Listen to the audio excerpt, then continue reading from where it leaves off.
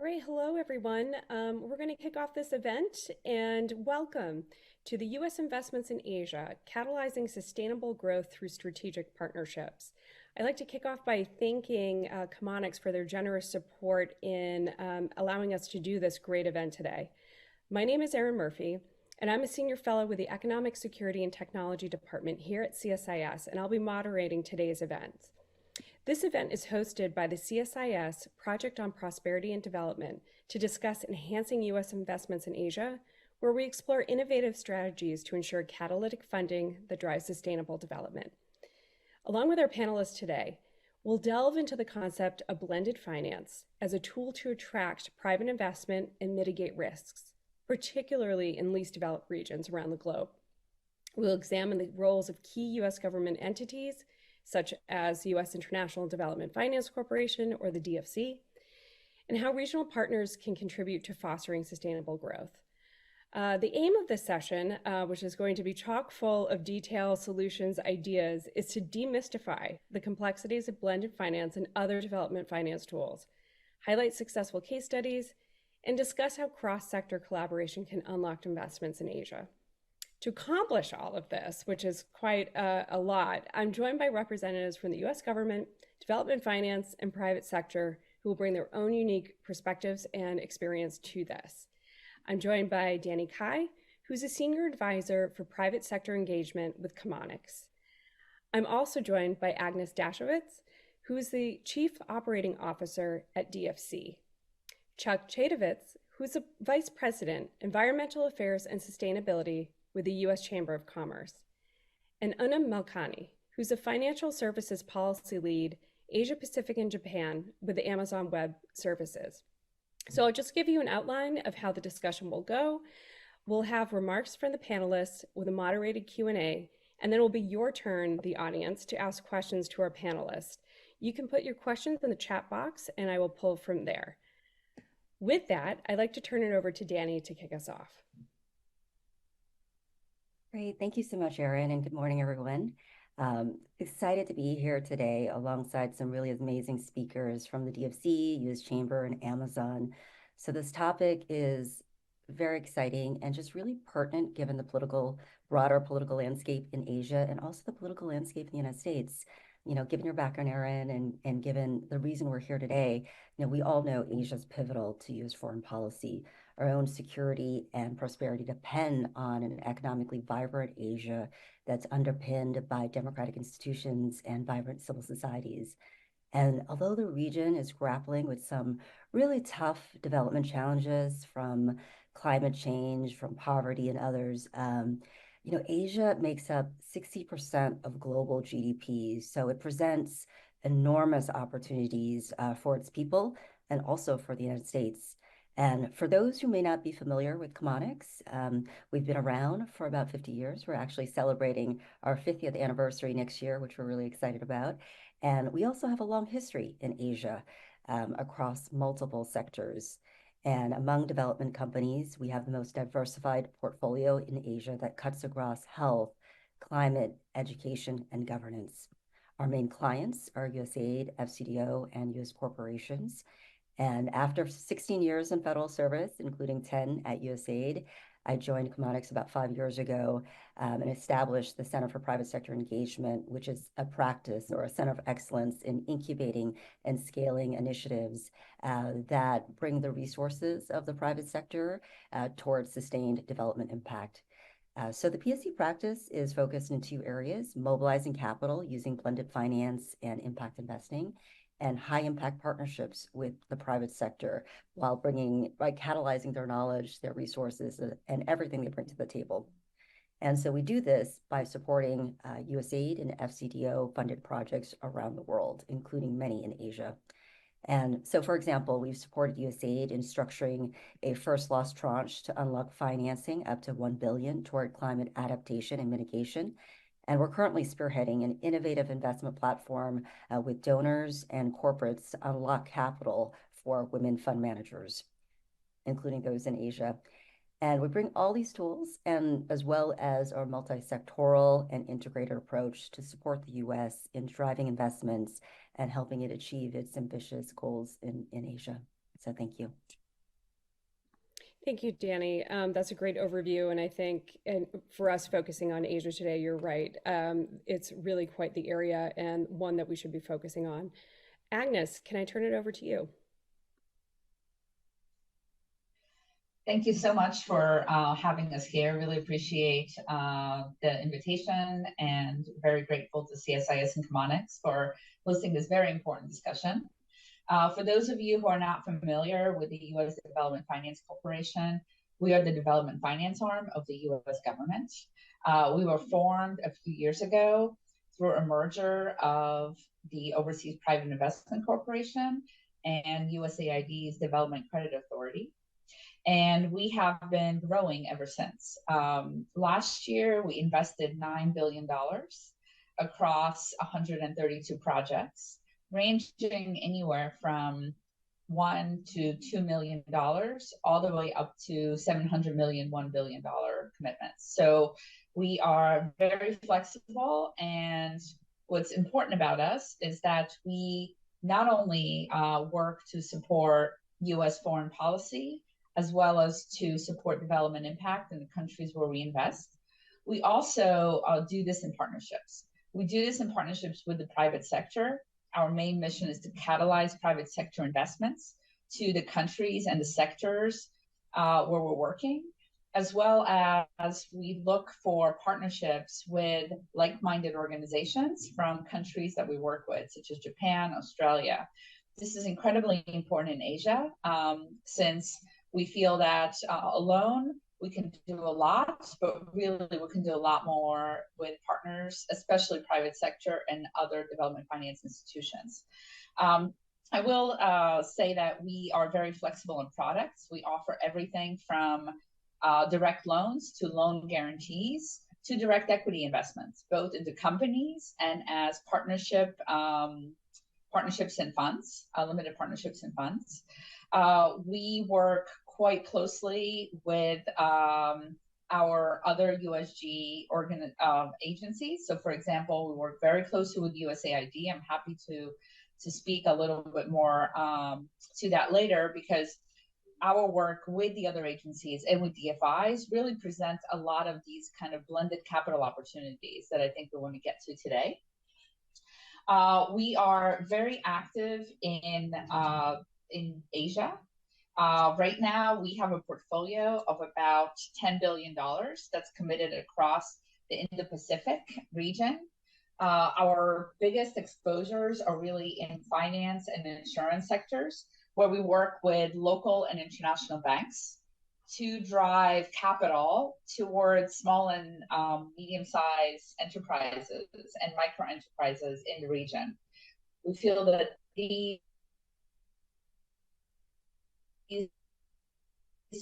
Danny mentioned,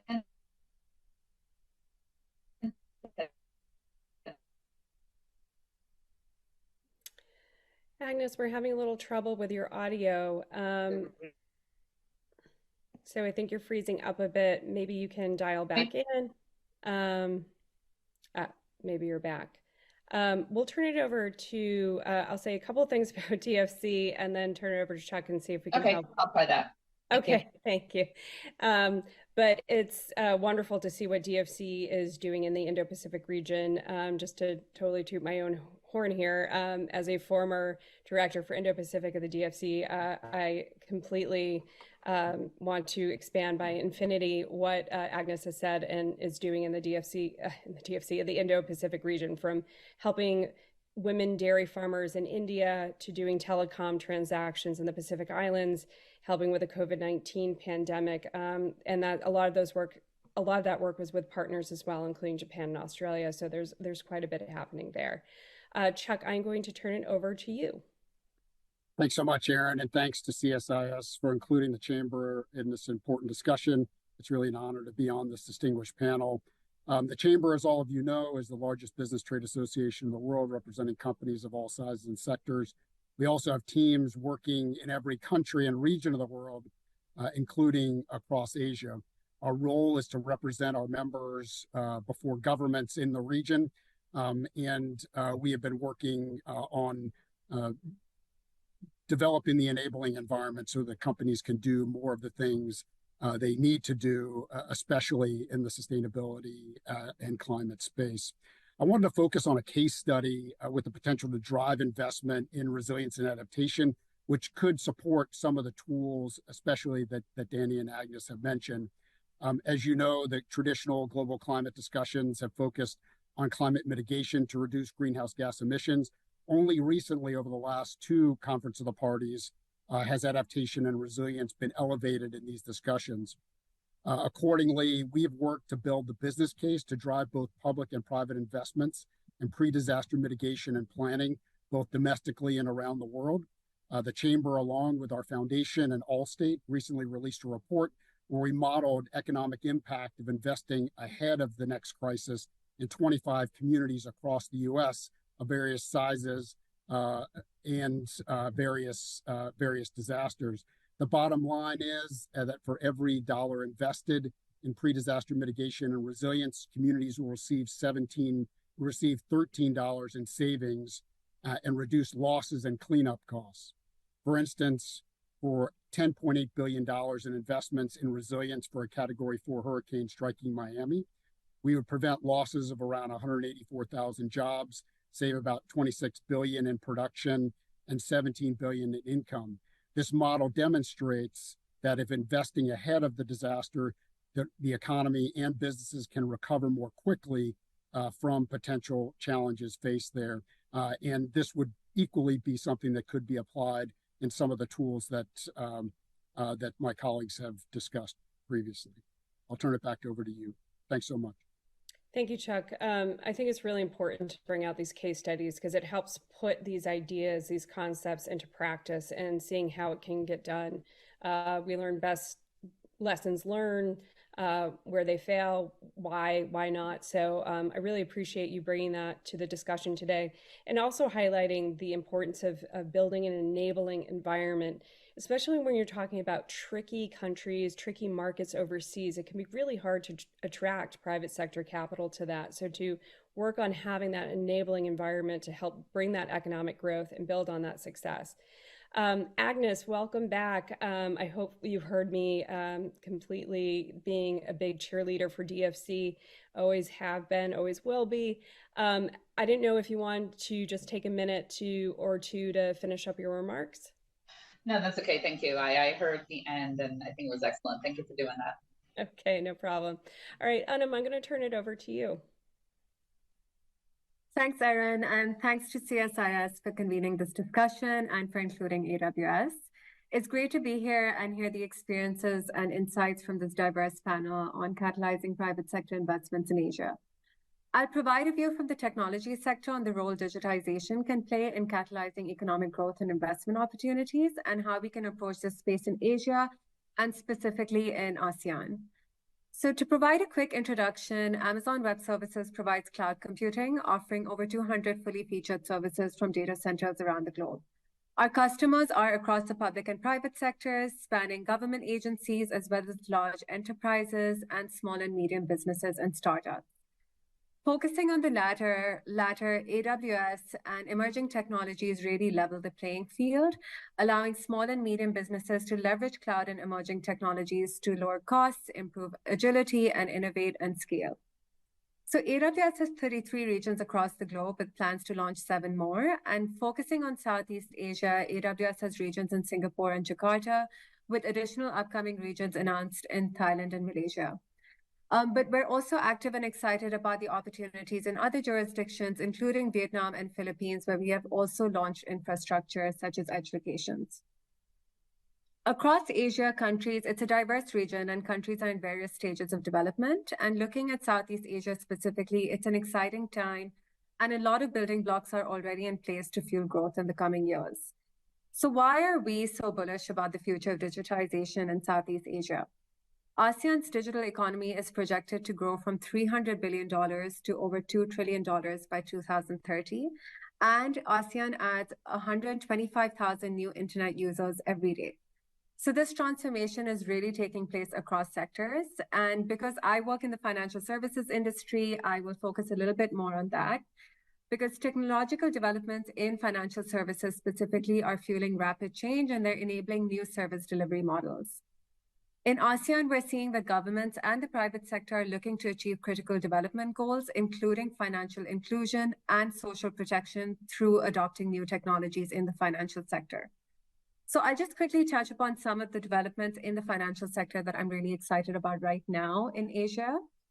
Firstly, we're seeing regulators across the board are increasingly removing barriers to cloud adoption because they're recognizing the benefits of the cloud to lower costs, speed up innovation, and also to improve resilience and cybersecurity of financial systems. Ultimately, increasing cloud adoption can open up new service delivery models and enable efficiency and scalability, leading to greater financial inclusion and startup growth, as well as employment opportunities. In recent years, we're also seeing regulators developing new frameworks to enable mobile money and branchless banking. And now we're increasingly across Asia seeing moves to develop the digital banking ecosystem with many jurisdictions. For example, recently Philippines and Thailand launching licensing frameworks for digital banks. Payments is another subsegment in the financial sector where we're seeing new initiatives. So for example, the BIS Innovation Hub's Project Nexus, which is paving the way for cheaper, transparent, and frictionless cross-border payments. And a safe and inclusive payments infrastructure is really essential to delivering services and improving prosperity in Asia.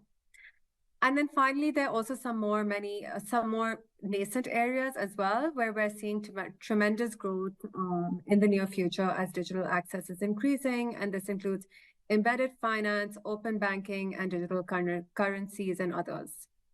So this is really a snapshot of the transformation we're seeing in the financial sector in Asia, which is opening up new growth opportunities. But really, we're seeing this development happen across industries, and it's enabled by the advent of new technologies. So how is this kind of leveling the playing field? Because where you have access to AWS and cloud computing and AI/ML, we're really enabling SMEs and startups in Asia and in developing countries to have access to the same technology infrastructure and the same quality of services on demand as, for example, a large multinational that spans the globe. Looking at blended finance and where the opportunity lies here, blended finance seeks to use public and philanthropic capital to catalyze private investment for sustainable development outcomes. And I think here technology really needs to be a main area of focus because across industry, it's driving new solutions to intractable development challenges. And digital financial services and health tech are just some of those examples. Having said that, there are still some challenges that developing countries need to overcome to realize these potential gains. And this is where I think the US government and multilateral and donor agencies, as well as the private sector, can come together. These include infrastructure gaps, regulatory barriers, skills and digital literacy, and coordination mechanisms. So I'd like to deep dive a little bit more into these later, but I'll stop here for now and back to you, Erin. Thank you so much for that and highlighting all of the really cool things that Amazon is doing in the region. It is Southeast Asia especially because they're not necessarily hampered by legacy financial institutions. Are really at the forefront of being able to leapfrog a lot of technologies and adapt probably faster than most developed countries can. So appreciate you doing that. Southeast Asia is also exciting in the Olympics as well. They've managed to pull a lot of medals this year. So congratulations to Thailand, Malaysia, Indonesia, and the Philippines. So I definitely have Olympic fever, so I have to bring that into all of my conversations this week. Adam, you ended with a really good point on trying to deep dive into how U.S. tools can be used to address some of these issues. You identified some of them. So I'm going to take your point and I'm going to address it to Danny here in the Q&A. Danny, you have a really unique background in both government and in development and also in your work with Chemonics. So I think that you have a really good perspective here of both enacting it on the ground, but also being in the perspective from the U.S. government. So what tools do you think that the U.S. has at its disposal that could enhance investment in the region, that could really drive capital investments and also U.S. government interest there? Thanks so much for the question, Erin. You're right. After 16 years in federal government, I've seen everything. But I've also like worked in the field and like worked in like rural Cambodia, rural Burma, as you know. And it's always interesting to see how these big, initiatives, policies, and ideas get translated into the field. I am a little bit biased. I do have to admit that after having like served in USAID for about 10 years. And also a little bit biased to the DFC as well, just because so many of my colleagues have moved on to the DFC. But I think that in terms of tools, US government tools, well, one, the US government is an amazing convener. There is a cachet to having the US government involved in any transaction, right? So that first and foremost. And second, the strength of American businesses. When I was traveling in Burma, I was on a tech delegation, actually. And Adam, you'd appreciate this. The Minister for ICT had called our delegation, mostly US tech companies, the American Dream Team. So there's definitely a cachet to working with American companies and particularly tech companies, just because they're so innovative and they bring not only that lens of innovation and just the cachet, but the transparency with our investment practices, which I think is pretty unique in the region. But in terms of specific tools beyond, just the strength of American businesses and bringing the convening power, there's catalytic grants, catalytic funding that USAID provides, and that's through oftentimes grants, but it could also be through contracts as well. And so it can be very meaningful in facilitating investments, and they're especially powerful when you combine it with broader support to improving the local business environment, which Chuck alluded to earlier in the conversation, and building our local partners' capacity. Because at the end of the day, we're trying to support the local business environment and support local opportunities. And so USAID brings that flavor and brings kind of that technical assistance, which I think is really critical in like kind of long-term sustainable development. So Chemonics has a long history in supporting USAID by providing a spectrum of investment services to incentivize the private sector. We've done everything from conducting market research and sourcing deals to designing blended finance transactions and providing pre and post-investment support. And from our experience, we found that holistic approach that combines all these different tools is the most effective. And what I mean by that is like, bringing in that technical assistance, working on the business enabling environment, while also providing that catalytic grant, working with the DFC to bring in the products, whether it's a direct loan or a loan guarantee, or working with the State Department, which brings, the advocacy and commerce that brings the advocacy lens to the transaction. And beyond the tools itself, it's also important to talk about, how the tools will be used. So ensuring there's strong alignment among all the stakeholders in terms of objectives, shared value, and that there's also significant additionality for U.S. government funding, ensuring that the resources that the U.S. government brings to bear will actually unlock the funding that is critical to bringing like other stakeholders to the table, whether it's other DFIs, whether it's other donors from Japan and Australia, or other private sector actors. And so I think that piece of it is also important. In addition to the tools, is how the tools will be used and ensuring that we bring all those elements to the table. Thank you, Danny. And pour one out for Burma. It's going through an incredibly rough time, and I don't think it's getting enough attention as it deserves. But Danny and I worked there both in our government lives and non-government lives. And it was really interesting to see all of those tools coming together. I mean, of course, that's all like blown up in our face now, but it can be done, and hopefully we'll be able to do that soon. So Agnes, we've talked about how we can use the DFC, and this will give you an opportunity to talk about what the DFC can do. and really focusing on the key sectors in the region and what DFC is doing. I mentioned just briefly some of them, but it's pretty interesting when you look at, where DFC is, what it's doing, that it's really a pretty diverse portfolio. But I'll turn it over to you in terms of what are the key sectors that DFC is focused on in this region. Thank you. And hopefully my connection will be better this time, but happy to turn it over to you if it's not. So just picking up where I kind of left off, I think one of the main sectors that we're focused on is just assistance to small and medium-sized businesses and micro enterprises in the region. We've worked with both international and local banks.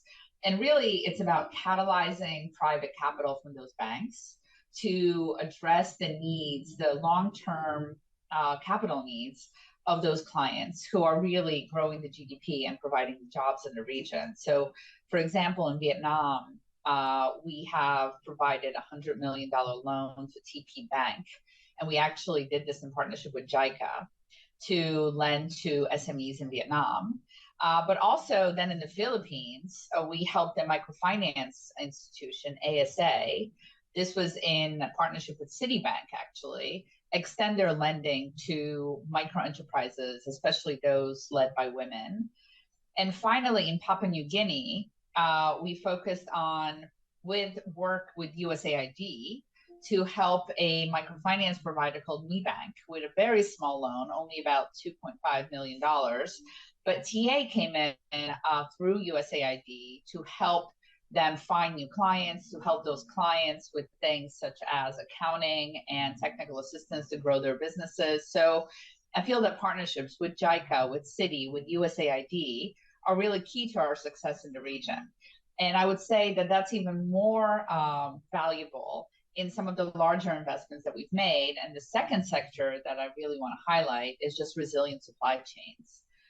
We're really trying to help build and strengthen supply chains in critical industries in the region, and also doing that with partnership with the US companies and, as I mentioned, our DFI partners.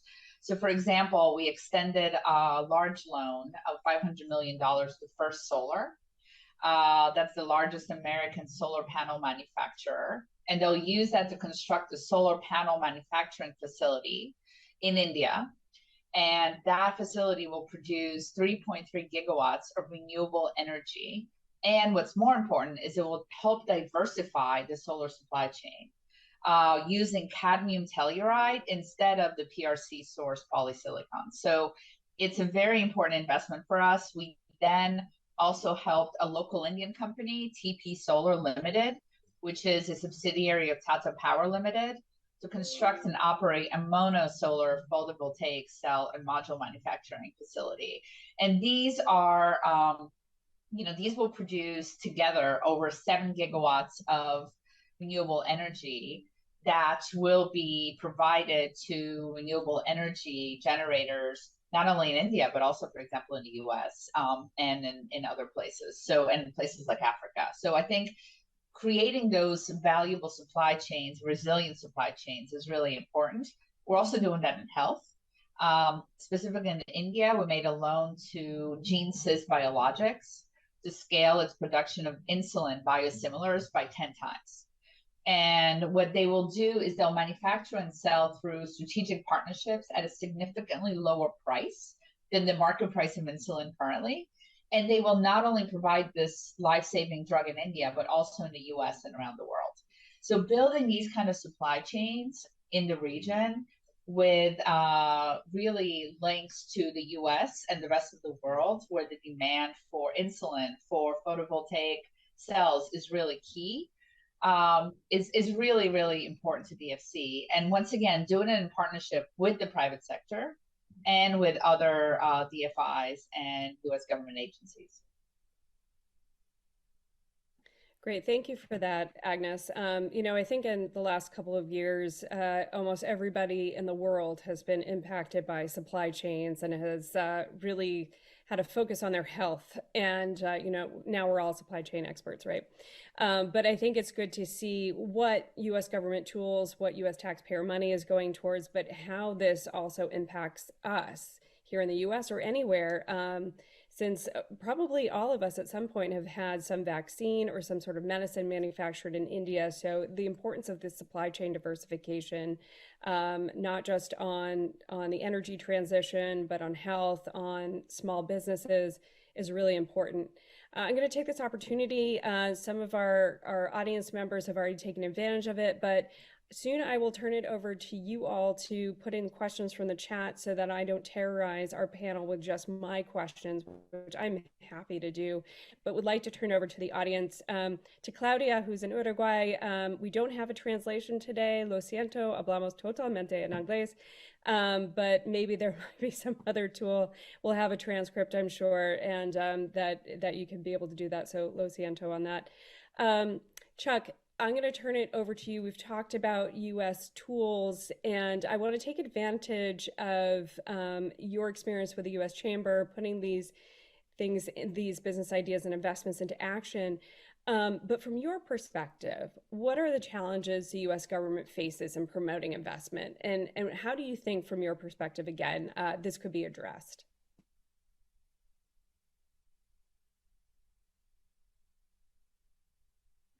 You are on mute.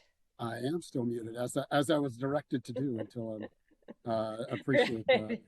Yeah, the little pauses with me as well. I was like, where's the button? So over to you. No worries. No, want to focus on a particular example of a policy that has been challenging to the private sector in investing, and that's the pause on LNG. Natural gas is a foundational fuel source to secure cleaner energy due to its critical ability to provide global and local flexibility for energy systems to meet the challenges of the energy transition. Gas is going to play a key role in reducing emissions and replacing fuel like coal, oil, and wood, which still are dominant in today's global energy mix, including in the region. It'll also have a role providing resilient for power grids as they integrate larger shares of intermittent and decentralized generation, as also meeting growing demand for electrification and digitization and some of the issues that were addressed. Ensuring power quality and affordability will also be important, especially from G7 economies to attract and retain digital technologies and data center investments. At the same time, gas is necessary to provide high quality industrial feedstocks for heavy industry and fuel development industrialization in Africa and parts of Asia, with 2/3 of the world's population still lacking access to modern energy. Importantly, gas will provide a deeper decarbonization through the addition of carbon capture, utilization and storage, and low and zero emission gas technologies. We always stress that greater attention is necessary from the policy community and industry to this issue of addressing the significant gap in scaling of these technologies for meeting our decarbonization targets. So I'll turn it back to you. We can certainly dive into some of the other challenges facing companies going forward. Thank you for that, Chuck. And, you know, the energy transition is trying to balance economic development with countries that need a stable supply of energy, but with the very real challenges of climate change and you know, that decarbonization and energy transition process, especially when you look at new technologies and the amount of energy that they draw, whether it's quantum computing, AI, blockchain, Bitcoin, whatnot. You know, we have a lot of challenges laid out ahead of us. So we really need to think about how do we scale these types of technologies, whether it's carbon capture or others, that we're able to both address economic development, but also make sure that we're not lighting the planet on fire in the process. On that happy note, Anam, I'm going to turn it over to you. And to continue on this theme of U.S. tools and sectors, if I could ask you, what key sectors do you think have the potential? You're on the ground, you see this. What key sectors have the potential to be instrumental in crowding private capital in the region? Where can we really catalyze that private sector money? Thanks, Erin. So as I mentioned, I think technology is really a critical enabler in this space across industries. So looking at cloud computing, for example, it provides the building blocks for companies, whether it's a large enterprise or a startup. And having that kind of secure and resilient infrastructure in place can attract a lot of innovation and investment, and also lower barriers to entry for both local as well as non-local businesses. So investing in digital transformation in developing countries can really have a multiplier effect. And as I mentioned earlier, ASEAN adds about 125,000 new internet users every day. So this is really a space with incredible growth potential for digital-based products and services across industries. I do want to touch a little bit, though, on the types of risks and challenges we're seeing when it comes to this. So Asia, as we've talked about, is a very diverse region. As Danny mentioned earlier, Asia is 60% of the global GDP. I hope I got that number right. But it is critical for a viable global economy, but also being a diverse region, it's facing persistent development challenges, for example, many of which may be exacerbated by climate change. So when the private sector looks at diverse countries, we have to take on various types of risks, and these could include geopolitical risks, climate risks, or other sector-specific risks. And the US government can really play a role in financial and non-financial de-risking in this space. So I'll speak to some of the challenges that we're seeing and where the US government and other stakeholders can intervene. Firstly, I think one key concern for tech companies is regulatory fragmentation. And that's a pretty big concern when it comes to catalyzing private sector investment across the globe. I think these are challenging geopolitical times, and in many parts of the world, we see trends towards protectionism rather than trends towards removing barriers and promoting globalization. And I think we all need to work together to establish regulatory interoperability, and the US government can really play a leading role in ensuring regulatory barriers don't hamper US investments in Asia. Danny mentioned earlier that there is a cachet to being a US company or being a US government convening these kind of conversations, and I think that would be really helpful. An example of the type of regulatory fragmentation we're seeing is limits to cross-border data flows. Free movement of data across borders is really essential to the digital economy and digital innovation, while data residency can increase costs and barriers to entry for local and non-local businesses. For private sector firms looking to invest in Asia, regulatory fragmentation requires aligning with multiple regulatory environments, which can also be time-consuming and challenging. And at an extreme, it can also result in just an operational unfeasibility to be able to scale across borders. On the other hand, if we can establish regulatory interoperability that can streamline operations and eliminate the need for excessive resources to adapt to fragmented systems across the globe. So regulatory variations, whether that's in data protection laws, third-party risk management regulations, AI-related policies, and so on, really needs to be addressed. And we think the US government can play a role here, leveraging also embassies and the Chamber of Commerce and so on to shape policy and regulatory innovation across the world. The second area that I'd like to touch on is cross-sectoral engagement and multi-stakeholder collaboration. I think Danny and Agnes touched on this as well. Just to add a little bit more, I think particularly in the space of emerging technologies and dialogue around how developing countries can benefit from emerging technology while also mitigating a lot of the risk associated with them and keeping end user safety in mind, I think that really requires public-private collaboration and dialogue. I want to point out some recent examples I've seen in Asia, which I think are really exciting. So the Monetary Authority of Singapore, for example, has convened the Financial Sector Cloud Resilience Forum, which is a forum for central banks across the region to come together and talk with the private sector about risks and about how to co-create better outcomes for secure and resilient financial systems. So that's been a great platform. Another example, which I mentioned earlier as well, is BIS Innovation Hub's Project Nexus, which is solving the long-standing challenge of developing a central technology architecture to enable cross-border payments at scale. And this is also bringing together a diverse range of stakeholders, including central banks, commercial banks, international standard-setting bodies, and so on. And in doing so, it's really solving a critical problem for the financial sector and the development community where the private sector really could not act on its own. I'd also like to mention digital trade agreements, which I think are a great tool for greater international cohesion and exchange. ASEAN is considering right now the Digital Economy Framework Agreement, which will be a really important tool for fostering regional cooperation and unlocking the full potential of digital innovation and investment. successfully designing and implementing this can really catalyze economic growth and job creation in ASEAN. A digital trade agreement is also very useful because if we just look at Asia, it's very diverse economies at various levels of digital inclusion and readiness, and regional cooperation and a trade agreement of this sort can really kind of level the playing field and allow them to speak to each other. Another relevant one here is also the US-led Indo-Pacific Framework for Economic Prosperity. And this also includes a focus on digital trade issues such as cross-border data flows and privacy protection.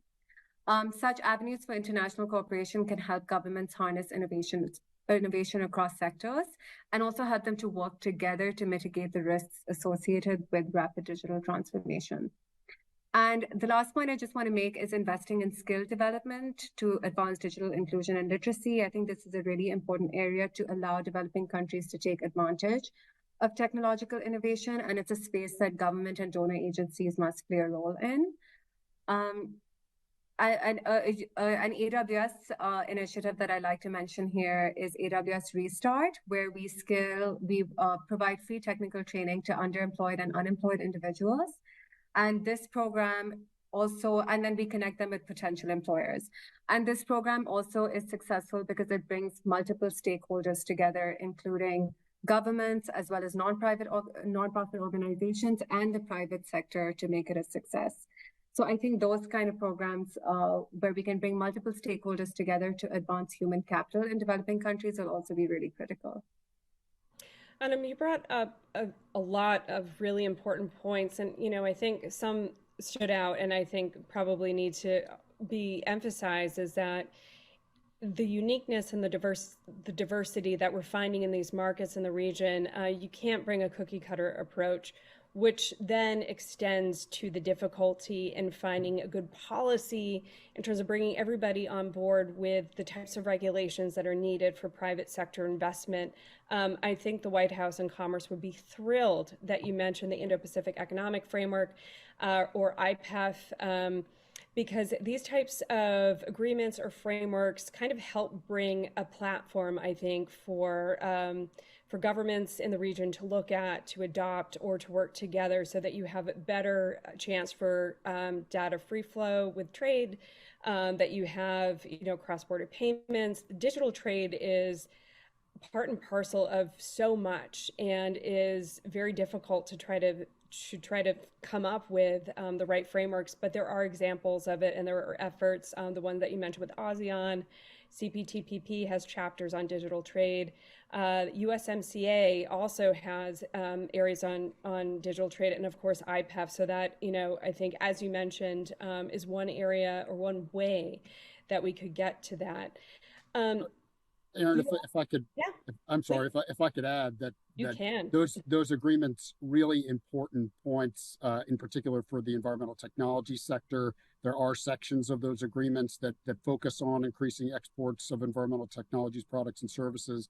And the U.S. is well positioned to provide that engagement with the region and with USMCA, with our North American colleagues. So really good vehicles for encouraging trade and promoting more sustainability across the Asia Pacific region and the world. That's a great point, Chuck. And, I think when you think of the U.S. and trade, trade isn't really a part of what we're actually doing, or it seems like it, but that there's a lot of movement happening in, the future of technologies, the future of work, emerging technologies, whether it's on the environmental or energy transition, but also on the digital front, financial services and whatnot. So there's a lot of important work to be done there. Again, to the, I hope, joy of the White House and Commerce and USTR, a big part, one of the pillars of IPEF is on decarbonization. And, there's a tech platform there. There's so much that can be done there. Also CPTPP, and which the U.S. is not a part of, but these other agreements as well, USMCA, that I think there's a lot that can be drawn from and used. And of course, in the APEC summit as well, a lot of these issues have been discussed for APEC fans out there. On this theme, when we talk, especially Anam had brought up the idea of cross-sector collaboration and one of the hardest things to say, public-private partnerships and collaboration. Danny, if I could ask you again, with your background, how can we look at cross-sector collaboration and in accomplishing these things that we've sort of discussed here in the sectors that we're looking at working in, that DFC is promoting, and the points that Chuck has made, and Anam, how can cross-sector collaboration unlock potential across Asia? Hey, thanks so much for that question, and thank you, Anam, for bringing that up. Well, first of all, like Asia is so diverse as you mentioned, and there's so much potential, and a lot of these development challenges are not siloed. Like complex development challenges are not siloed. We have to take a multi-sectoral lens to addressing these challenges in order to really create the change we seek. So when you're talking about like climate change, for example, it cuts across everything we do.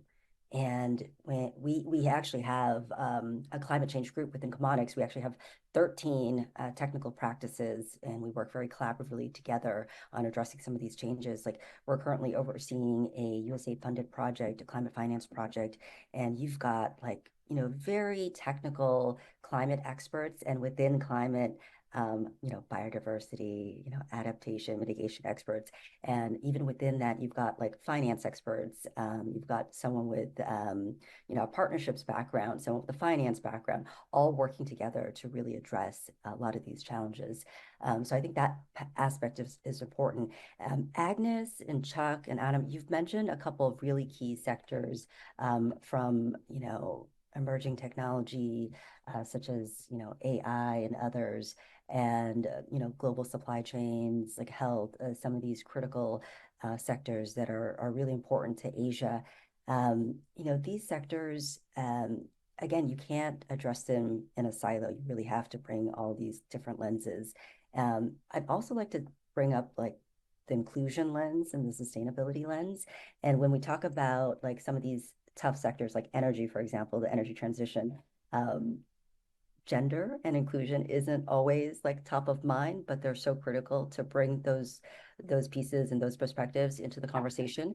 And it's not easy to align financial and impact objectives, risk return expectations among stakeholders, not to mention the challenges of navigating complex financial and legal structures in all these very diverse markets in Asia. And each stakeholder may have its own like unique investment parameters that need to be reflected in the transaction or structure. So for example, like USAID doesn't have equity authority. However, they've used grants strategically by providing catalytic funding to support investments, and often structured as first loss.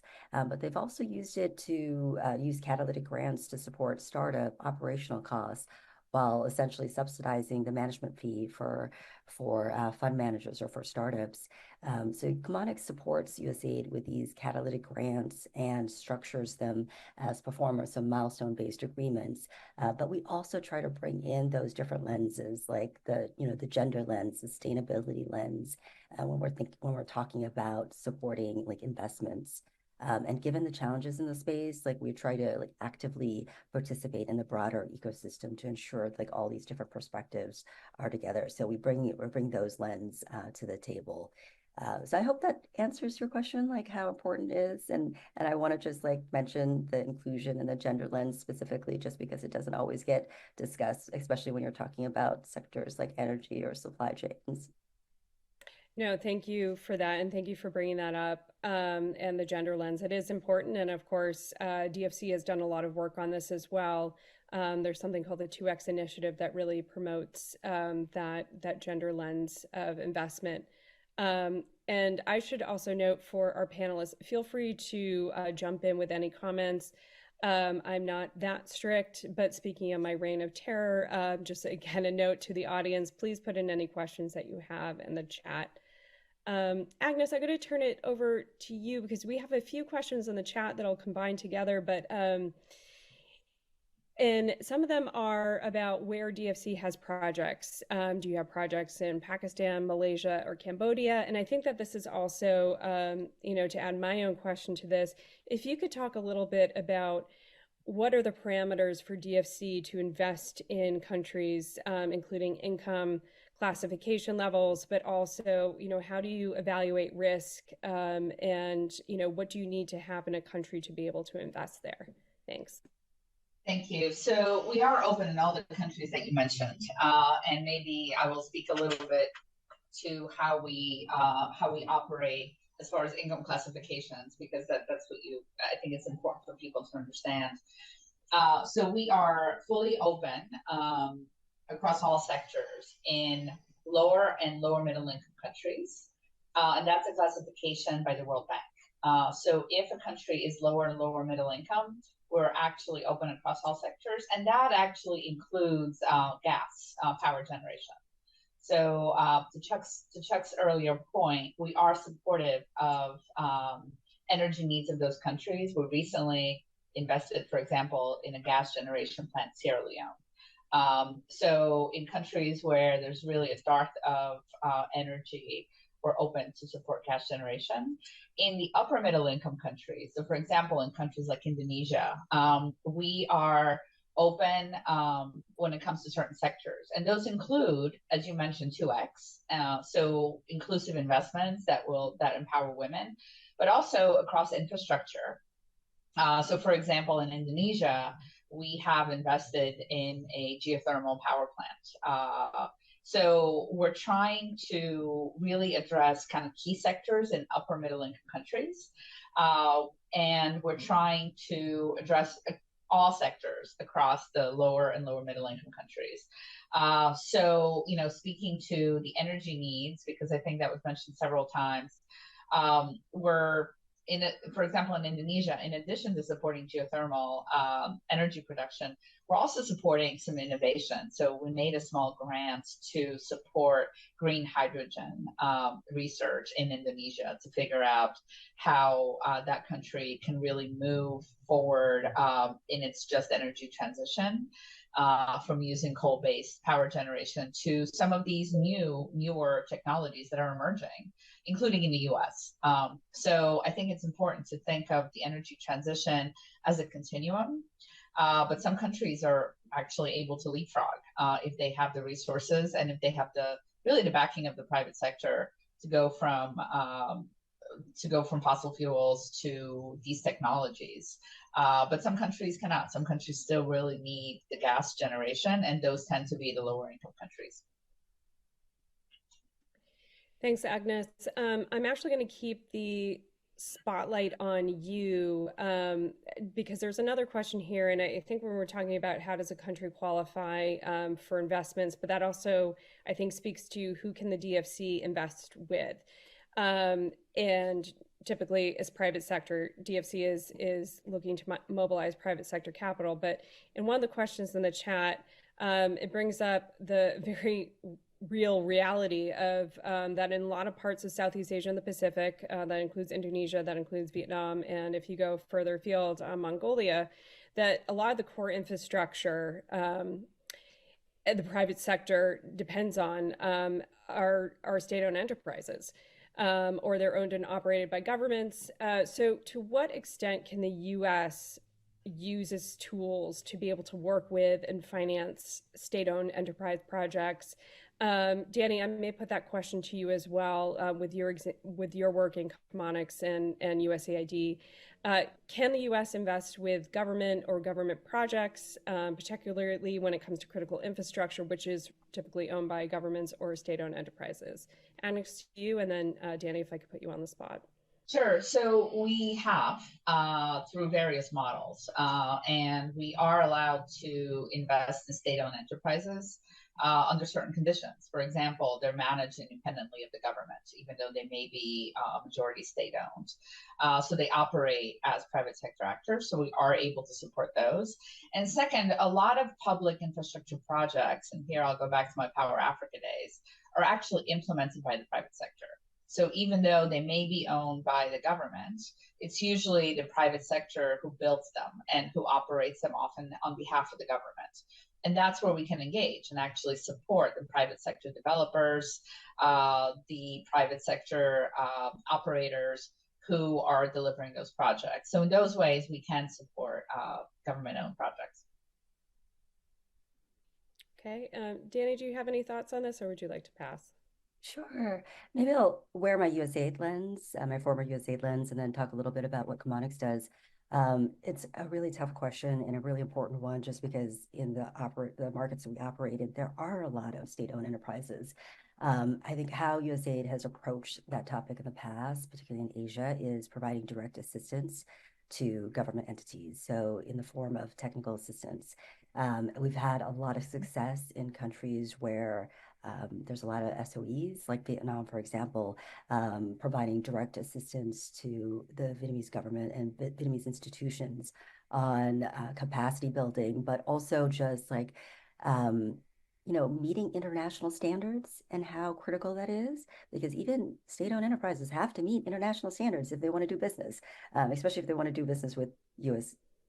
entities or U.S. Private sector. So I think that aspect is important. But then also, Agnes had mentioned just, a lot of the companies that are actually doing the work on the ground, is the private sector, private companies. Building the capacity of the government to work with the private sector and building the capacity of the government to procure those services in a way that's transparent and a way that reduces rent seeking, reduces corruption, and assures that there's a level playing field. So I think that's important as well. And Chemonics has done that by providing technical assistance to various government entities in the past. And actually that's been historically, that's been our bread and butter, is providing that assistance to the government. And also building the capacity of the private sector to implement those projects and how important that is. We talk about public-private partnerships a lot, but I have to tell you, it's not easy. It's easier said than done, and bringing the private sector and the public sector together, probably not so much in our country, but like in some of these very nascent economies where the market system or market is just not quite at par in terms of international standards. That is so critical, that public-private dialogue and being able to build the capacity of both the government to work with the private sector and the private sector to work with the government, and ensuring that there's international standards that are consistent across the board. And that all contributes to the type of enabling environment, or creating that enabling environment for investment to go, so that you have a more virtuous cycle with greater private sector, less government involvement. But, as we've seen in the Pacific Islands and Southeast Asia and even Mongolia, there is, a need to help transition these economies. Not all SOEs are created equal. But private sector and U.S. tools definitely need that assurance that they're dealing with the right set of books, and that the good management and all the things that you would want in terms of investment. But we'll see. Speaking on, yes, Chuck. I was just going to add that definitely an MCC role in supporting democratic institutions and investing in projects that are also implemented majority by the private sector. I think that's something to consider. And then I would ask you and Danny, kind of, where does the GDA program at USAID fit in promoting more public-private partnerships? Is that effective? And is there something else that where there's an opportunity to promote easier mechanisms to where the transaction costs aren't quite as significant to ensure that private sector is more engaged? Danny, you're putting on your USAID hat quite a bit today. Any thoughts on that? Or Agnes, if you have any thoughts on that as well. Sure, I would actually be curious to hear what Agnes has to say on that. It's definitely gotten easier at USAID. I remember joining USAID when the GDA program actually started. I believe it's 1999 or 2000, really early on. Around the same time, actually, USAID received authority for DCAs. I think it's around the same time.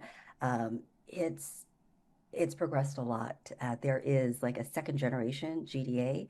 And for those that know, it's the Global Development Alliance. It's a public-private partnership model. It's now called the Private Sector Collaboration Pathway. It's a little bit of a mouthful. And it is supposedly easier. And I think that's one of the, Aaron, you had asked the question of the challenges of investing in Asia. I think one of the challenges is the perception that working with the U.S. government is challenging, and also timeline, aligning U.S. government timelines with private sector timelines. It can be like a barrier or a challenge. And so this process has really created an avenue where the private sector can directly engage with USAID without having all those competition barriers. And it does reduce the timeline. I have to say, now that I'm on the other side, working for an implementing partner, it does change things and it's a different perspective. And I'm learning as I go along as well.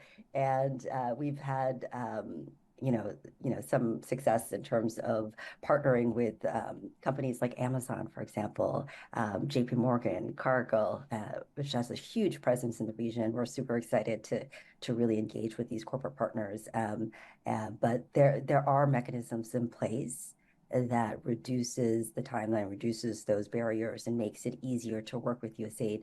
And I also want to give a shout out to the DFC, because the DFC, within a very short period of time, has created this large entity that is a lot more nimble, a lot more flexible, with investment officers on the ground, which didn't exist previously. And I think in Africa, it's pretty robust. In Asia, it's growing. I think there's several in Southeast Asia. And so I just wanted to give a shout out to Agnes and the DFC and how they're doing such great work in really bringing that catalytic lens. And I think that's the piece that's so important for the US government, is like, we have higher risk, the US government, we are no longer with the US government, but the US government, the US government has like higher risk tolerance.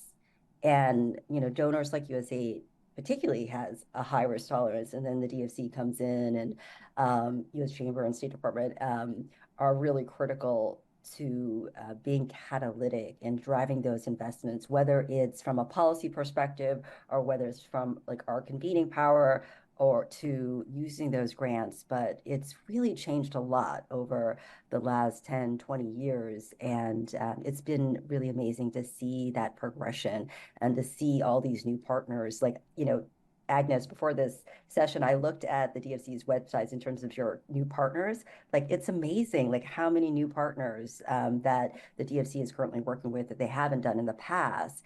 Same thing with USAID. And it's really encouraged me and inspired me to really do more in this space. It's good to have friends and partners. Agnes, don't know if you give you the I opportunity. feel like I should add to that. So thank you, Danny, for that. We have been working really hard to be really flexible and responsive to the private sector. I do find, actually, having worked for other DFIs and multilaterals, that we are faster than a lot of our partners. So that's good. But we need to continue to improve. I just wanted to add that we do have people in the field, and they've been there for a while, so they know the markets quite well. We have someone based in Mumbai, actually 2 people. We've increased the presence there. We have someone in Indonesia who covers that country. We also have someone in Thailand. She's moving to Vietnam, and she covers the countries of Cambodia, Laos, and of course Vietnam. We also have someone based in Singapore who covers the Pacific Islands, as well as Mongolia, Malaysia, and the Philippines. So we really do have a presence in the region, and I think that's why we've been able to increase our exposure to the region. In the last 2 years, we've doubled our exposure to the region, going from 4 million to over 9 million, 4 billion to over $9 billion in investment. So I think that's a testament to the fact that having people in the field that can interact with not only our partners, but also the local private sector is incredibly important, and we will continue to grow that.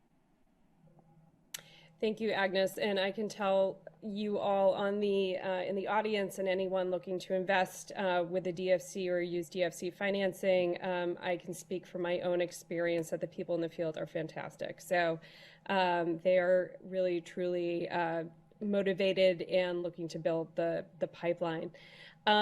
Chuck, I'm going to turn it over to you with a question. So we've talked about risk here and risk calculations. It's been brought up in the last couple of questions. So I think there is a perception that private sector is a lot more risk taking, but you've mentioned in some of your comments earlier about some of the challenges. But what are companies facing in this area, especially with what are the factors and the challenges that companies face in making investment decisions, especially on the energy transition? And then I'm going to follow up with another question from the audience for you, but we'll start off with that.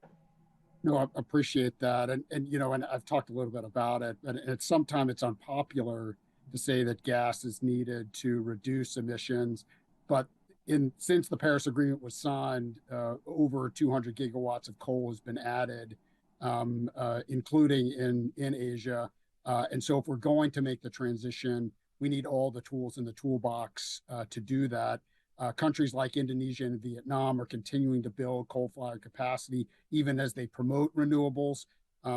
Vietnam did recently pass an important law to make it easier for foreign investors to use rooftop solar and other off-grid capacity. So that's an important step forward.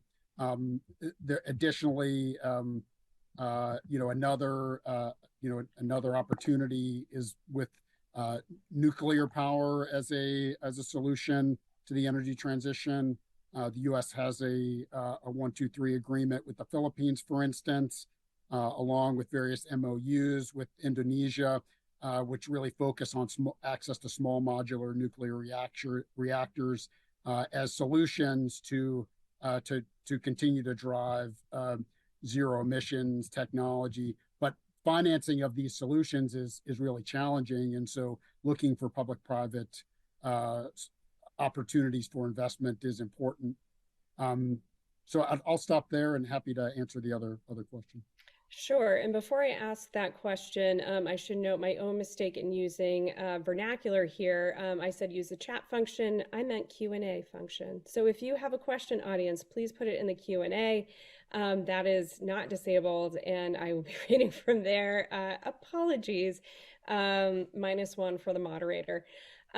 So Chuck, back to you on energy and energy transition. So Matthew puts this question with some facts and figures here, which is always good. But the global electricity demand, especially in Asia, is expected to grow dramatically. That's for sure. And that's for sure for the globe, especially in emerging technologies. And it's estimated that it will require 2.8 trillion a year for the next decade, which is not pocket change. Given that the transition to clean energy requires patient and low interest capital, and maybe Anna, I'll talk to you about, or Agnes, about patient capital and what that means. How will this demand for concessional capital be met through global public-private partnerships? What has your experience been on that, and what would you like to see? It's a great question. I think the global demand is being driven by enlarging, as you mentioned, emerging technologies. For most of the last 20 years, energy demand has been flat. But as we look at bringing AI online, and I may be wrong on this statistic, but I think it's something like, and maybe Anam can correct me if I am wrong, that an AI search is somewhere like uses 10 times as much electricity as a regular as a regular internet search. And so really significant amount of energy needed in order to push forward. There's a statistic in Virginia, for instance, that Dominion Energy, 1 out of every 3 electrons used as in the next 10 years will be as data centers come online, will be used for to go to data centers. So lots of challenges here in the U.S. and abroad, and funding for that is going to require both private investment, but leveraged with public incentives in order to make that happen. And that is going to require long-term thinking on the part of that. And we're all at the beginning of that journey. That's something I don't believe there are well thought out solutions that are out there yet. And we're beginning to have those discussions, and I'd certainly defer to my to Anam and our AWS colleagues. I'm sure they've been thinking about this for a while. Yeah, and Anam, I'm going to pose that question to you, as well as how is Amazon AWS thinking about these issues and the challenges that you're facing in your own region, in the Asia Pacific here. What are you thinking? What is Amazon and like companies thinking about energy, but also how you will all be able to, continue to capture these and utilize these technologies, but also be able to power them? Absolutely. Thanks for that. I think that Chuck mentioned a really good point that as technology is evolving and AI ML is also top of mind and adoption of AI applications is increasing, the computing power required is only going to increase. AWS keeps that in mind, and we're designing our data centers to ensure that we provide efficient and reliable services while also reducing both our environmental footprint and the environmental footprint of our customers. I think that's one of the great value propositions of cloud computing. So the AWS cloud infrastructure, for example, is 4.1 times more energy efficient than an on-premise infrastructure. And hence that can reduce the carbon footprint of workloads by up to 99%. So I think when it comes to looking at sustainability and climate change, I think the focus on cloud computing and ensuring that these technologies are available in Asia and across the globe is going to be very, very critical. I think I'd also like to touch upon an important point that Danny made earlier, which was that we also really need to increase the capacity of governments across the globe to be able to collaborate and work with the private sector. And I think that that's not just on public-private partnerships, but also on just dialogue and consultation and information sharing. I think technology is a really interesting case when it comes to that because there's so much happening and there's so much rapid transformation that it's really kind of fueling a lot of regulatory activity. And that activity is kind of, on the one hand, governments asking, how do we ensure that foreign companies can invest in our countries? How do we ensure that these new technologies can be adopted in our countries while also mitigating the risks associated with these technologies? And I think a lot of this, nobody has the exact answer, and a lot of this is a work in progress, and it really requires multiple stakeholders coming together and having conversations about it. Moreover, technology is really transforming and kind of breaking down our traditional concept of geographical barriers. And in that context, we also really need countries and different governments to be able to talk to each other and share ideas, especially around regulatory innovations. In Asia, I will tell you, I'm in the public policy team, so we do try to engage with governments around regulatory best practices, but also we often get a lot of questions around, what is the US doing in the space, or how are other countries approaching this? And I think that that's a really great space where the US government, the Chamber, the US ASEAN Business Council, and other such agencies can kind of provide that platform for some of those conversations to happen. I mean, I could suggest that we ask AI what some of the solutions could be, but I'm afraid that they would give us a scenario that we'd either see a Terminator, Matrix, or sort of Black Mirror episode as the result. So maybe we'll wait for that. So moving back from the apocalypse, I'm going to take another question from the audience. And audience, please use the Q&A function, not the chat function. So this goes to blended finance mechanisms, and I think in general, but I think some of you might be in a better position to answer this, but how can blended finance mechanisms be applied to attract private investment in the mining sector in Asia, particularly in countries like Turkey? Are there successful case studies where this has been done before? Agnes, I don't know if you have any ideas here, or Danny. Yeah, I can say about a couple of things that we've done where we've seen kind of a blend of technical assistance and investment in the mining sector, because as the U.S. government and as also trying to bring in private sector, kind of social and environmental aspects of mining are really on top of everyone's mind, and not just ours, but other companies who may be sourcing, for example, critical minerals for things like batteries and so on. I think I think that the private sector is very attuned to how to make sure that the minerals they're using are sourced in a sustainable and environmentally safe way and socially safe way. So what we've done is, for example, we provided technical assistance to some mines in Africa, here most recently to a copper mine in Zambia, where they will use that to improve their social and environmental conditions, so that they can be so they can meet the highest standards and can really attract investment, not just from us, but also from other private sector companies who are really keen to make those investments, but are concerned about those risks. So that's where I think, technical assistance and helping mining companies reach those standards will actually, while might not be the same transaction, so might not be blended together at the same time, over time, it really helps prepare those investments for private sector investments in growing and developing those resources further. Thank you. I will note that there's been a couple of questions about Pakistan. We brought that up earlier, but let me just kind of intervene here and just offer some tools to look at in terms of, and this is in general for any sort of in looking into investments that the DFC has done. The BUILD Act, which created the DFC, also had a clause within it that the DFC needs to be transparent and have a searchable database for you to be able to look at active projects.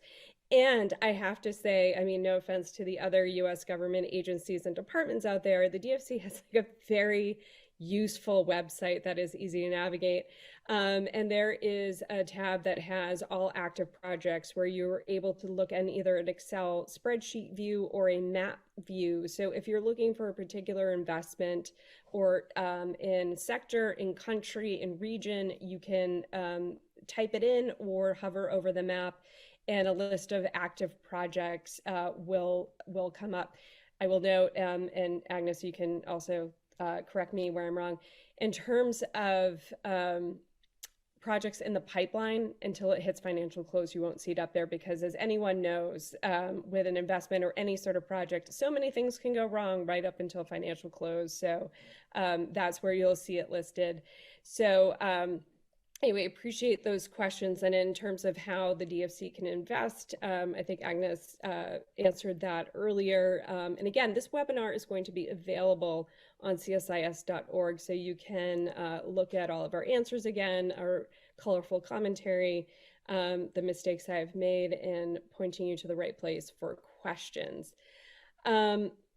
So another follow-up on that, and this is for Asia and for Turkey, same person, Sultan, thank you for your question, but the increasing emphasis on sustainability and ESG standards.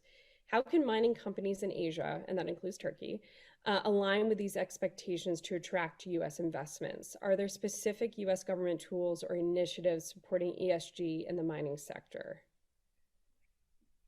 Agnes or Chuck or I just mentioned our technical assistance tools, which really stem from the investment team. So if, for example, we're considering an investment and we see these kinds of needs, then we go to our technical assistance tool to make the deal more bankable, which is where a lot of the mining projects end up. Danny, maybe you know more about USAID tools in this regard. Sure, thanks. I think the technical assistance aspect that Agnes has mentioned is really key. I don't think that USAID has a huge portfolio when it comes to supporting the mining sector, but there has been a number of projects. I won't mention Asia because we're currently not implementing one in Asia, but in Latin America and Colombia specifically, that I think can be applied to Asia. We're currently implementing a project that's USAID funding that actually looks at the mining sector in Colombia and providing technical assistance to strengthen governance in particular and increase the participation of like artisanal miners associations and also indigenous communities. Like, Agnes had very articulated well kind of some of the activities in the mining sector in Asia, particularly from like the DFC's perspective. And I think that's important. And USAID funding can certainly complement that with like technical assistance, but also looking at ways to like reduce the environmental impact of mining, but also help companies meet those ESG standards. And so we've done it well in Colombia, and I think that model can be applied elsewhere as well. And I can add that the chamber has did maybe it's probably 4 years ago did a pamphlet of best practices for ESG disclosure, and we recently have done some surveys of U.S. companies. Nothing really focused on the mining sector, but broad principles for disclosure and what others are doing. And so happy to share that with Erin and something that she can share back with the group. Yeah, and I mean, you're not working in the mining sector per se, but what types of standards, how do you implement ESG? How does that factor into Amazon's investments?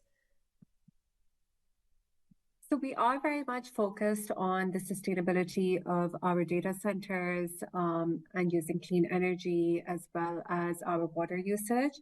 So we have several climate goals related to the sustainability of our data centers.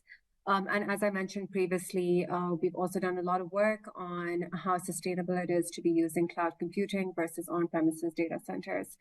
I'm not necessarily the right person to really deep dive into the sustainability and environment conversation, but a lot of that information is also available on our website on Amazon's focus on sustainability and how we're reaching the metrics we've set for ourselves, especially with our cloud computing business.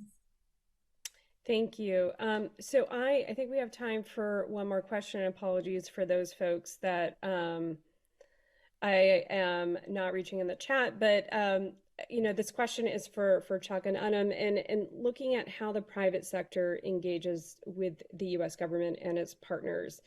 Agnes has mentioned that, and Danny has plotted, and I have as well, that that from the USG perspective, and when I put that hat on, that the U.S. is looking to be open to promoting investments, to working with the private sector, and in fact puts the private sector at the core of a lot of its initiatives, whether it's the Partnership for Global Infrastructure Investment, IPEF, any number of acronyms that we have mentioned earlier, and trying to speed up the process of being able to deploy financing and work with the private sector. We've answered this a bit throughout the chat, but if you could tell us, what is it like to work with the U.S. government? When do you look for types of financing? When should the private sector consider working with the U.S. government? And how easy is it really? Would you recommend it? 0 out of 10 or 0 to 10 on that scale of ease. Chuck, we'll start with you, and then over to you. Sure. So we agree that you need a public-private partnership in order to advance, especially a lot of our broad energy and environment agenda. Companies have made ambitious commitments to reduce their greenhouse gas emissions and to improve the sustainability of what they do. And Anna mentioned the things that AWS and Amazon are doing. Many companies are very similar in that regard. If you look at the provision of the IRA and clean energy, really important opportunities to provide incentives to take it that next step. That business, it's not quite an economic making the economic case in order to make some of those investments. So the collaboration with the U.S. government to de-risk some of those things up front is really important. And so in terms of the ease of working with the U.S. government, I think it's probably a little bit ad hoc and and somewhat not consistent. But I would say that's really important to engage early and often. And we, the chamber and our members were happy to work with whomever to see if we can improve that and make that collaboration work. Adam? I think that we have definitely seen a lot of really great partnerships with U.S. government agencies as well as with U.S. embassies and U.S. Chamber across the region. There have been quite a few platforms for us to hold events and have dialogues and also build capacity around emerging technology. I do think that there's a lot of room for further engagement. As I mentioned before, regulatory interoperability, I think, and harmonization, I think, is a great concern when it comes to ease of doing business and private sector investments across borders. I think that's a space where, especially when it comes to tech regulation, governments across the world are still in the process of trying to figure this out. And I think now is the time for us all to be really engaging together. I think that's a space where we would like to maybe see a little bit more activity. Various jurisdictions and geographies are coming up with different types of tech regulation frameworks.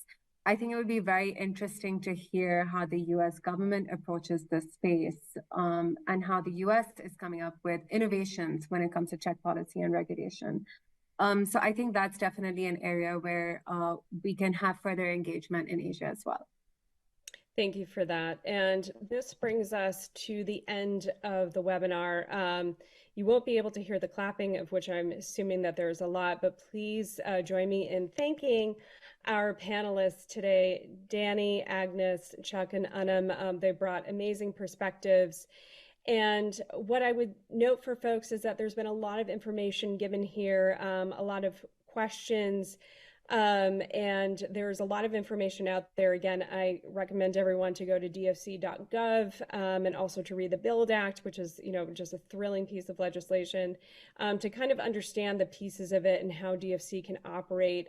Chuck also mentioned MCC, or the Millennial Challenge Corporation. Worthwhile investigating the types of projects and engagement they have done as well. And of course, the Center for Strategic and International Studies has done a bevy of reports on the DFC, on blended finance, on investment, project investment, just even not with the DFC, and highly recommend that you look at that. So with this, I'd like to thank our panelists. I would also like to thank Chemonics for his generous support in allowing us to be able to host a webinar like this. And of course, CSIS Project for Prosperity and Development, who does a lot of the work on these critical issues, and for them hosting and gathering us here. And finally, to the audience. Thank you for participating. Thanks for my mistake on the chat versus Q&A. I'm a little rusty. It's been a while since I moderated. Oops.